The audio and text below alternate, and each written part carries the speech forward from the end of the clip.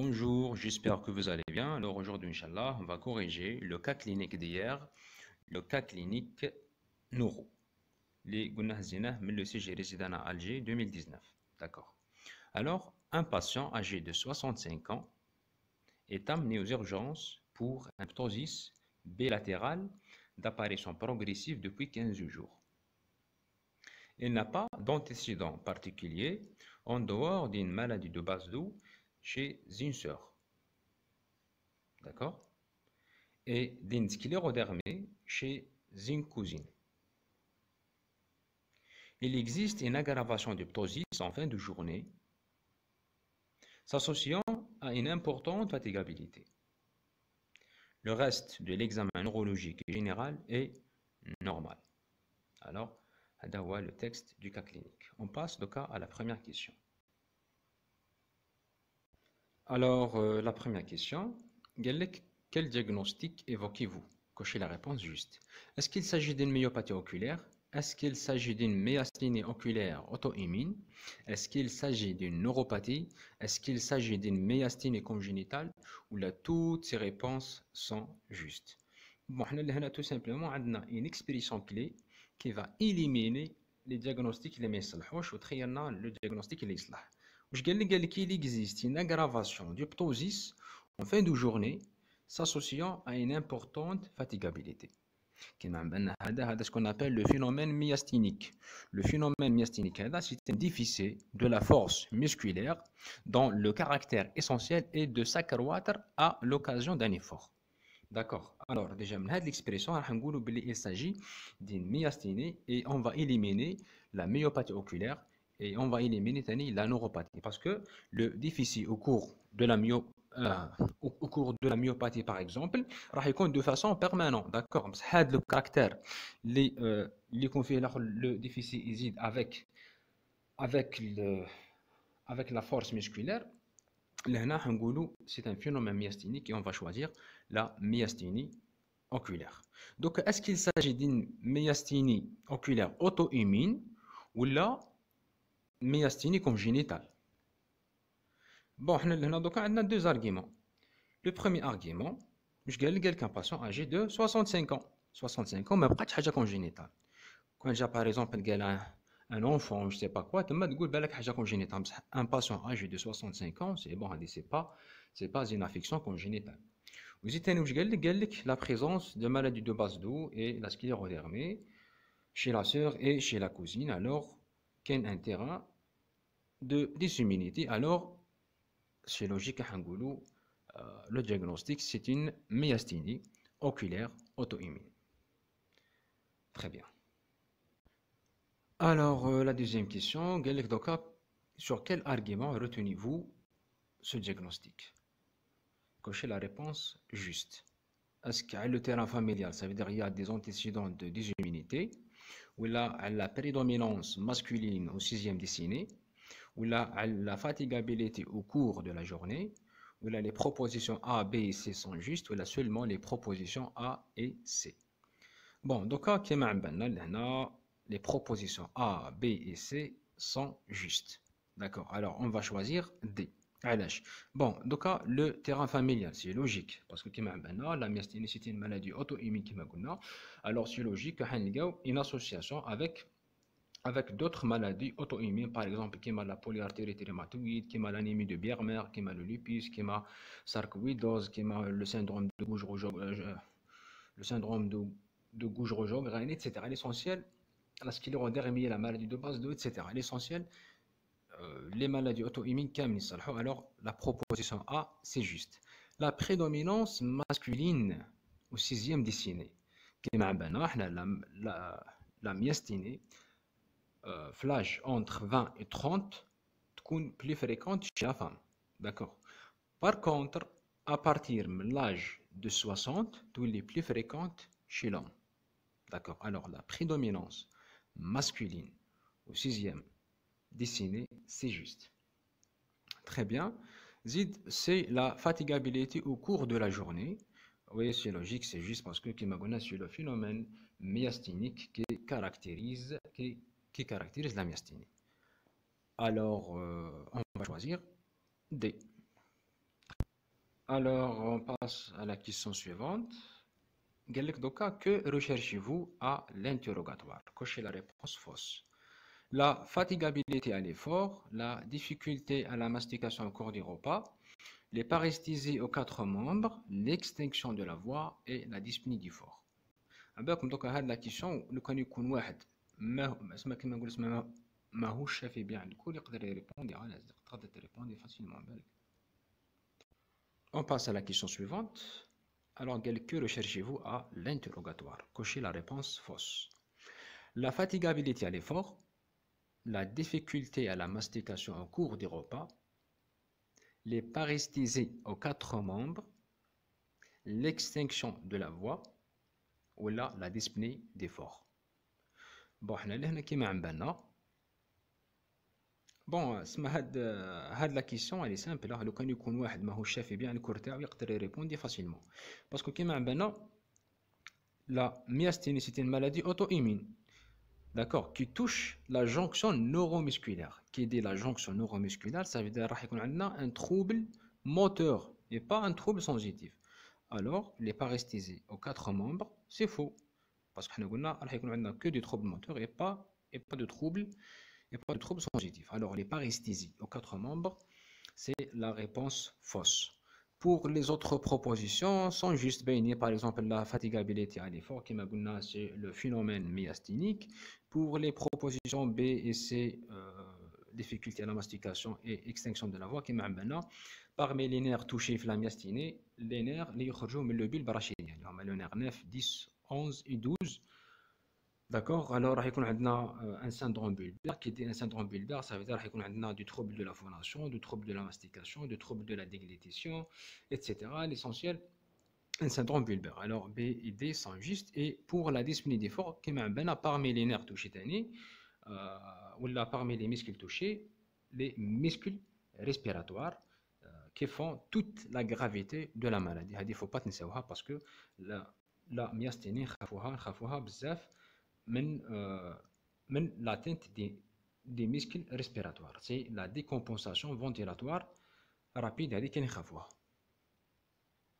Alors, parmi les méthodes de diagnostic et parmi les méthodes de traitement, on donne des molécules qui vont inhiber l'acétylcholinestérase. D'accord, qui est l'inhibition de l'enzyme l'acétylcholinestérase, ça veut dire qu'il n'y aura pas de dégradation de l'acétylcholine au niveau de l'espace synaptique. Au contraire, il y aura une augmentation de concentration de l'acétylcholine, il y aura une augmentation de la chance de l'acétylcholine, la fixation au niveau des récepteurs postsynaptiques.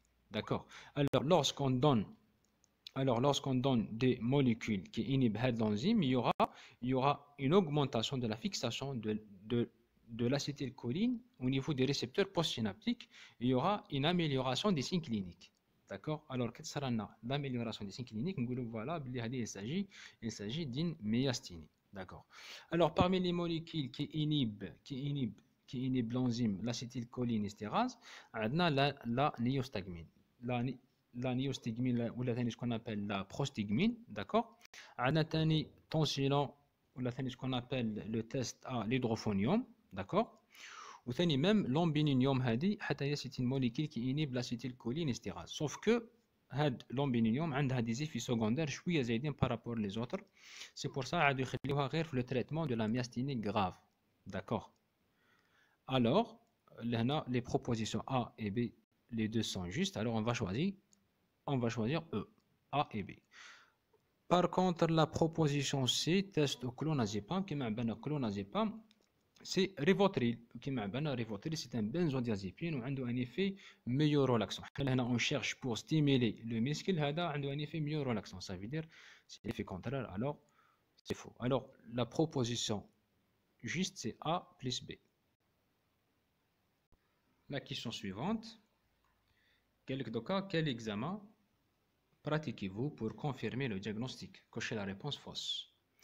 Alors, est-ce que c'est l'OMG? Est-ce que dosage des anticorps antirécepteurs d'acétylcholine? Est-ce que dosage des anticorps antimuscariniques ou la TDM cérébral ou la TDM thoracique? Très bien. نبداو بالاولى l'OMG كما عبالنا chez un sujet normal lorsqu'on stimule le muscle راح يمدنا un potentiel d'action comme ça. Qui n'a pas de stimulé, toujours un potentiel de même niveau. D'accord, à chaque fois qu'on a stimulé, il va atteindre un potentiel le même niveau. D'accord? Alors, il garde le même niveau. Par contre, اللي عنده myasthénie كما قلنا عندنا le phénomène myasthénique قلنا c'est le déficit de la force musculaire à l'occasion d'un effort. D'accord? Alors, في الديبي le potentiel يكون normal مليح ومن بعد remarquez بلي يمشي وينقص. D'accord, يمشي وينقص يمشي وينقص يمشي وينقص. Alors واش يقول لك بلي لو ام جي pose le diagnostic positif de pose le diagnostic positif de la myasthénie إذا كان عندك un décrément entre quoi? Entre le deuxième potentiel et le cinquième potentiel بأكثر من 10%. D'accord, ça veut dire كي تقيس هذا شحال لو نيفو تاعو ولي نيفو تاع هذا إذا عندك un décrément بأكثر من 10% تقول باللي voilà باللي il s'agit d'une myasthénie. D'accord? Très bien. Donc, pour les autres propositions, dosage des anticorps antirécepteurs d'acétylcholine et dosage des anticorps antimuscariniques, c'est une maladie auto-immune où on a des anticorps qui vont se fixer à les récepteurs de l'acétylcholine au niveau de l'espace postsynaptique. Alors, ici sont juste pour la TDM thoracique et la TDM cérébrale. Donc, واحدة فيهم راهي غلطة. كيما عم بالنا la TDM thoracique c'est logique حتكون juste. على جال واش؟ على جال le thymus. كيما عم بالنا c'est que les récepteurs d'acétylcholine des cellules myoïdes du thymus entraînent la stimulation d'anticorps contre les récepteurs d'acétylcholine de la jonction neuromusculaire. D'accord. Alors, la présence d'un thymome ou d'une hyperplasie au niveau du thymus est parmi les critères du diagnostic de la myasthénie. Alors, lorsqu'on demande une TDM thoracique pour chercher une pathologie au niveau du thymus, c'est juste. Alors, là, la réponse fausse, c'est la TDM cérébrale. On passe à la question suivante. Quel test pratiquez-vous pour renforcer votre suspicion diagnostique? Cochez la réponse juste. Est-ce qu'on fait le test à la niostamine, test au tonsillant, test au clonazepam, test à l'ambininium ou là les propositions A et B? Bon, avant de répondre à la question, durant un petit rappel à la transmission synaptique. Très bien. Bon, on a la fente présynaptique. Maintenant, on a le muscle, d'accord, ou bien il y a l'espace synaptique. Comme on a l'acétylcholine, تكون في l'espace تكون في la fente présynaptique et après ما صار لها la libération في l'espace synaptique راح تفيكسي على les récepteurs de l'acétylcholine au niveau des muscles, d'accord. Et après راح يجي l'enzyme l'acétylcholinestérase, d'accord, il va dégrader هذاك l'acétylcholine اللي بقى. Alors il va dégrader l'acétylcholine en acétate et choline. D'accord, هذه في l'état physiologique. Mais donc le problème donc la myasthénie, on a des anticorps qui vont se fixer à les récepteurs de l'acétylcholine. D'accord, comme ça. On va fixer à les récepteurs de l'acétylcholine. Alors هذاك l'acétylcholine راح يبقى في l'espace synaptique. ماهوش راح يتفيكس لنا على les récepteurs تاعو au niveau des muscles. D'accord. Alors, l'enzyme il va dégrader toujours l'acétylcholine en choline et acétate ou l'action interne. D'accord?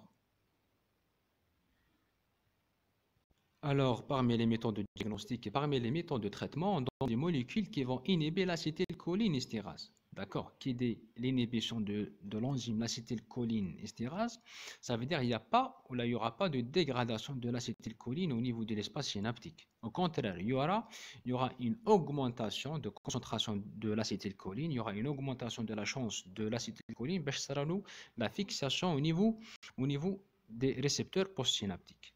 D'accord? Alors, lorsqu'on donne des molécules qui inhibent l'enzyme, il y aura une augmentation de la fixation de l'acétylcholine au niveau des récepteurs postsynaptiques. Il y aura une amélioration des signes cliniques. D'accord? Alors, qu'est-ce que c'est l'amélioration des signes cliniques? Voilà, il s'agit d'une myasthénie. D'accord? Alors, parmi les molécules qui inhibent qui inhibe l'enzyme l'acétylcholinestérase, عندنا la néostigmine. La néostigmine ou ce qu'on appelle la prostigmine, d'accord. عندنا ثاني tensilan ou ce qu'on appelle le test à l'hydrophonium, d'accord. وثاني même l'ambininium هذه حتى هي c'est une molécule qui inhibe l'acétylcholinestérase, sauf que هاد l'ambininium عندها des effets secondaires شويه زايدين par rapport les autres, c'est pour ça عادوا يخليوها غير في le traitement de la myasthénie grave, d'accord. Alors là les propositions A et B les deux sont justes, alors on va choisir E, A et B. Par contre la proposition C, test au clonazepam, qui m'a bien clonazepam, c'est Rivotril. Rivotril, c'est un benzodiazépine ou a un effet mieux relaxant. Là, on cherche pour stimuler le muscle, il a un effet mieux relaxant. Ça veut dire c'est l'effet contraire, alors c'est faux. Alors la proposition juste, c'est A plus B. La question suivante. Quel examen pratiquez-vous pour confirmer le diagnostic? Cochez la réponse fausse. Alors, est-ce que c'est l'OMG? Est-ce que dosage des anticorps antirécepteurs d'acétylcholine? Est-ce que dosage des anticorps anti-muscariniques ou la TDM cérébral ou la TDM thoracique? Très bien. نبداو بالاولى l'OMG. l'OMG كما عبالنا شي ان سي جي نورمال lorsqu'on stimule le muscle راح يمدنا un potentiel d'action comme ça. كي نعاودو نستيميليو توجور راح يمدنا un potentiel بلو ميم نيفو. D'accord. À chaque fois نعاودو نستيميليو يعطينا un potentiel بلو ميم نيفو. D'accord. Alors il garde le même niveau. Par contre, اللي عنده myasthénie كما قلنا عندنا le phénomène myasthénique قلنا c'est le déficit de la force musculaire à l'occasion d'un effort. D'accord. Alors في الديبي le potentiel يكون نورمال مليح ومن بعد remarquez بلي يمشي وينقص. D'accord. يمشي وينقص. Alors واش يقول لك بلي لو ام جي pose le diagnostic positif de la myasthénie اذا كان عندك un décrément entre quoi, entre le deuxième potentiel et le cinquième potentiel بكثر من 10%. d'accord. ça veut dire كي تقيس هذا شحال لو نيفو تاعو ولي نيفو تاع هذا اذا عندك un décrément بكثر من 10% تقول بلي voilà بلي il s'agit d'une myasthénie. D'accord. Très bien. Donc, pour les autres propositions, dosage des anticorps antirécepteurs d'acétylcholine et dosage des anticorps antimuscariniques, c'est une maladie auto-immune. On a des anticorps qui vont se fixer à les récepteurs de l'acétylcholine au niveau de l'espace postsynaptique. Alors, B ici sont justes. Pour la TDM thoracique et la TDM cérébrale. Donc, واحدة فيهم راهي غلطة. كيما عبالنا la TDM thoracique c'est logique حتكون juste. على جال واش؟ على جال le thymus. كيما عبالنا c'est que les récepteurs d'acétylcholine des cellules myoïdes du thymus entraînent la stimulation d'anticorps contre les récepteurs d'acétylcholine de la jonction neuromusculaire. D'accord. Alors la présence d'un thymome ou d'une hyperplasie au niveau du thymus est parmi les critères de diagnostic de la myasthénie. Alors lorsqu'on demande une TDM thoracique pour chercher une pathologie au niveau du thymus, c'est juste. Alors là, la réponse fausse, c'est la TDM cérébrale. On passe à la question suivante. Quelques cas, que recherchez-vous à l'OMG? Cochez la réponse juste. Est-ce qu'on cherche une dénervation? Est-ce qu'on cherche une démyélinisation? Un décrément entre la première et la cinquième réponse? Une diminution des amplitudes? Ou là, un décrément entre la première et la deuxième réponse? Normalement, on a répondu à la question. Donc, mais bon, معليش. Bon, pour la proposition A et B, dénervation et démyélinisation. La myasthénie, c'est une maladie qui touche la jonction neuromusculaire. D'accord. Alors les nerfs sont intacts. Alors maintenant, on n'a pas ni d'énervation ni démyélinisation. Les deux sont fausses. D'accord. Pour donc, la proposition C, quelqu'un décrément entre la première et la cinquième réponse. Oui, c'est juste. Malgré les cours et les polycopes, généralement, ils disent entre la deuxième et la cinquième réponse. Mais il y a le corrigité pour c'est d'accord. Alors, un décrément entre la première et la cinquième réponse. Pour des milices ou des amplitudes, alors c'est logique, il y a la proposition c'est juste alors des mentions et un décrément entre la première et la deuxième réponse, c'est faux. C'est entre la première et la cinquième, ou entre la deuxième et la cinquième réponse. Très bien. La question suivante, donc, quelle autre pathologie recherchez-vous en association? Cochez la réponse juste. Est-ce qu'on cherche un thymome, hyperplasie thymique, syndrome de Gougerot-Sjogren? C'est une pathologie auto-immune, ça veut dire qu'il y a un terrain d'auto-immunité. Alors, le syndrome de Gougerot-Sjogren, la maladie de Birman, etc. D'accord? Et les pathologies du thymus, soit un thymome, l'hyperplasie du thymus, les deux sont justes. Alors, la proposition qu'on va choisir, il y a A, B et C. D'accord? On passe à la question suivante. Quel examen biologique demandez-vous? Cochez la réponse fausse. Est-ce que T3, T4 et TSH, les anti-thyroxydases, les antinucléaires, ou la recherche de bandes oligoclonales dans le liquide céphalorachidien, ou la FNS? Alors, c'est logique, les examens biologiques, on cherche un terrain d'auto-immunité, d'accord? Alors, T3, T4 et TSH, je vous s'il y a une pathologie auto-immune qui touche la glande thyroïde. Alors, c'est juste. Pour les propositions B, C et D, les anticorps antithyroxydases, les anticorps antinucléaires et les anticorps qui sont des bandes oligoclonales dans les liquides céphalorachidien, Hadou Kamel indique la présence ou non de terrain auto-immune. D'accord? Pour la FNS, supposons les globules rouges, les plaquettes, les globules blancs, etc. Alors la proposition fausse, c'est la FNS. La question suivante, le traitement de fond repose sur, cochez la réponse fausse, la niostigmine, l'ambininium, les corticoïdes, l'humiral, les immunoglobulines ONIV.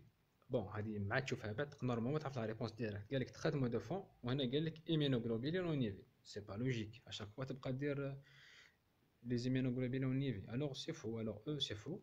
Pour la niostigmine et l'ambininium, comme sont des molécules qui inhibent l'acétylcholine estérase, d'accord?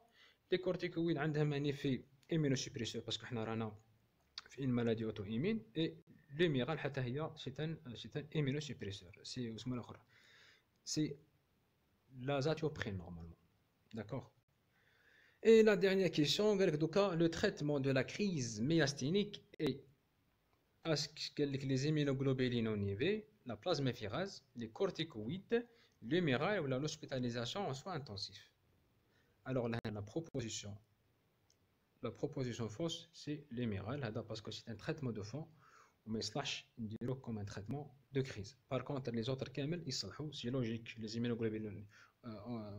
C'est logique, les immunoglobulines ONIV la plasmaphérase, oui, les corticoïdes les corticoïdes comme de traitement de poussée, d'accord? Et l'hospitalisation en soins intensifs, c'est logique. Alors, la proposition fausse, c'est l'humiral. C'est un traitement de fond et pas un traitement de crise.